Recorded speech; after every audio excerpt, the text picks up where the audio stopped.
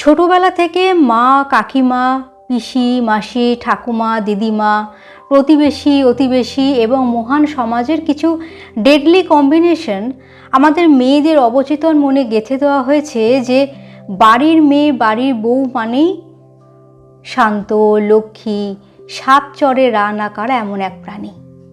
তবেই সমাজ তোমায় ধন্য ধন্য করবে। আর এর ফলে দিনের পর দিন আমরা মেয়েরা আমাদের সচেতন মনে প্রতিবাদ নামক শব্দটি প্রতিস্থাপন করতে ভুলে যাচ্ছি। বরং বলা ভালো, আমরা মেয়েরাই নিজেদের ধ্বংসের পথ নিজেরাই তৈরি করছি। লেখিকা শ্রদ্ধেয়া কাজরি বসু ওনার লেখার মাধ্যমে এই সাতচরে রা নাকারা মেয়েদের কিছু বার্তা দিয়েছেন। চলুন শোনা যাক। বৌমা, খুব ভালো হয়েছে তোমার। কথা টটা দেখলাম খুবই কম বলে, চুপচাপ একদম, মুখোরা নয়। এটাই তো চাই।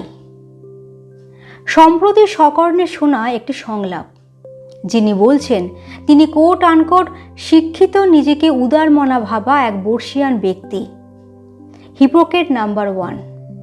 অবশ্যই হিপোক্রেটরাই সংখ্যাগুরু। সুতরাং ঠক বাঁচতে গা উজাড়, সাতটি চরেও রা নাকারা মেয়ে, হয় কি ভালো আর কিছু এর চেয়ে? হ্যাঁ, এই 2026-এও ভালো মেয়ে বলা ভালো বউয়ের সংজ্ঞা এটাই তো চাই। এর জন্য দায়ী এইসব ন্যাকা মেয়েরা।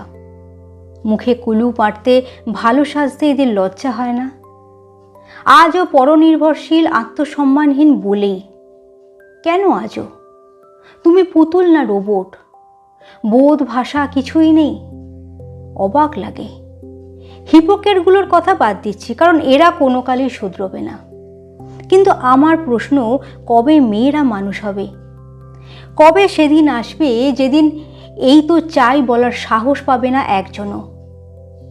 নীরবতায় কিন্তু স্পর্ধার জন্ম দেয়। কবে বুঝবে আহাম্মকেরা?